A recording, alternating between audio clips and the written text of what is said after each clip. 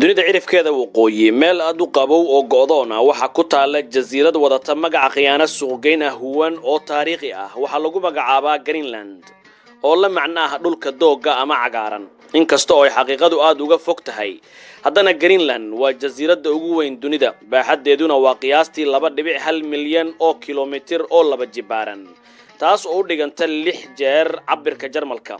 ama 2 jeer iyo wax ka badan dalka Jamhuuriyadda Carabeed ee Masar maxay tahay sababta muhiimadda gaarka ah u yeelaysa Greenland muxuu daaran yahay damaca Donald Trump su'aalahaas iyo kuwa kale ayaan ku qaadaa dhigaynaa tabinteennan Tafaftir Media ee soo dhawaada khariidadaha aan inta badan isticmaalno ma muujiyaan cabirka dhabta ah ee dhulalka ka jira taas ayaana sabab u ah in qaaradaha sida Afrika ay u muuqdaan kuwa ka yar xaqiiqadooda laakiin yaabka dhabta ah ayaa ah in ka badan 80% Greenland uu daboolay baraf dhumucdiisa mararka qaar ay gaarto 3 kiiloomitir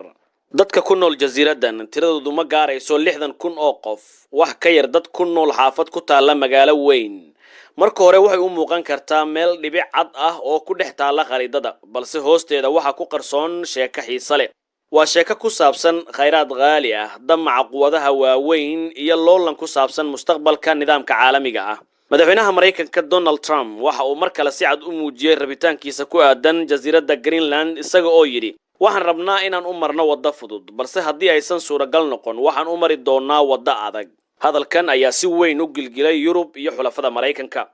Trump ma ahayn mid ku cusub fikradan tan iyo xilligiisii koobaad ee madaxtinimada wuxuu indhaha ku hayay Greenland oo hoos timaada Denmark laakiin markan codkiisu waa ka duwanaa wuxuu ahaa mid hanjabaad leh oo dagaal u eg arrinta waxa sii huriyay dad ku dhow oo ku dhiiri gelinaya tallaabadan khatarta leh la taliyayaasha sare ee Trump ayaa xitaa baraha bulshada ku faafiyay sawirro muujinaya Greenland oo hoos imaanaysa Mareykanka taas oo dhalisay cara caalami ah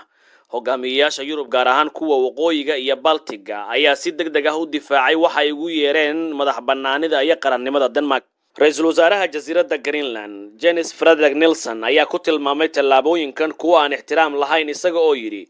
noogu filan cadaadis noogu filan bahdilid nooguna filan malaawaalka ku darsashada wuxuu carabka ku adkeeyay in Greenland aysan ahayn Venezuela balse ay tahay bulsho dimuqraadi ah oo xaq u leh inay iyadu go'aamiso mustaqbalkeeda su'aasha weyn ayaa maxaa ku kalifaya Mareykanka inuu qatar galiyo xulafadiisa NATO kaliya si uu u xakameeyo jasiiradda barafaysan maxay Greenland muhiim ugu tahay ilaa heer ay dhalin karto dagaal qabow oo cusub oo u dhaxeeya Mareykanka Ruushka iyo Shiinaha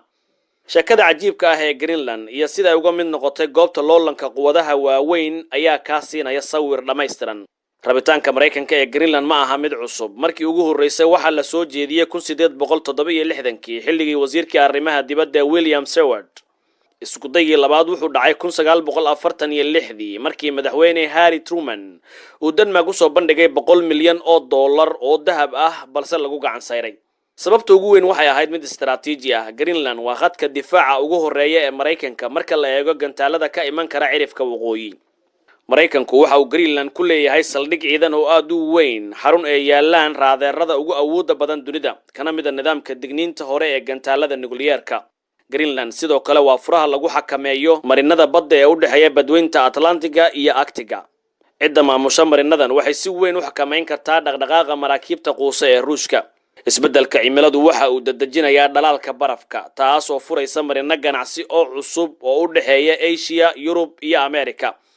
arrintan ayaa ka dhigtay Greenland albaabka cusub ee ganacsiga caalamiga ah Shiinaha wuxuu isku magacaabay dal u dhow Arctiga halka Ruushkuna dib u furay saldhigyo military oo hore hoosta barafka Greenland waxa ku jira khayraad dhif ah macdanta dhulka hoose ee naadirka ah dahab zinc bir iyo uranium iyo xitaa suurtagalnimada saliid iyo gaas dabiici ah macdanta naadirka ah ayaa si ah lafdhabarta tiknoolajiyadda casriga Shiinuhuna wuxuu hadda xakameeyaa in ka badan 80% wax soo saarkooda Greenland waxay ku soo jirtay gumaysi Danish ah muddo 300 oo sano ah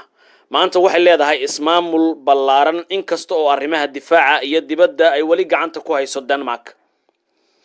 dadka Greenland intooda badan waxa ay taageersan yihiin madax bannaanida mustaqbalka balse waxay og yihiin in tani u baahan tahay dhaqaale xooggan markii Trump soo jeediyay in Greenland lagu daro Mareykanka jawaabtu waxa ay ahayd mid midaysan taas oo ahayd madax bannaanida Greenland waa muqaddas sheekada Greenland ma aha oo kaliya qiso ku saabsan jasiirad barafaysan balse waa cashar la xiriira juqraafi siyaasadeedka dunida cusub waxay muujinaysaa in meel kasta oo dhulka ah ay noqon karto bartilmaameed haddii ay leedahay khayraad ama istaraatiijiyad deegaan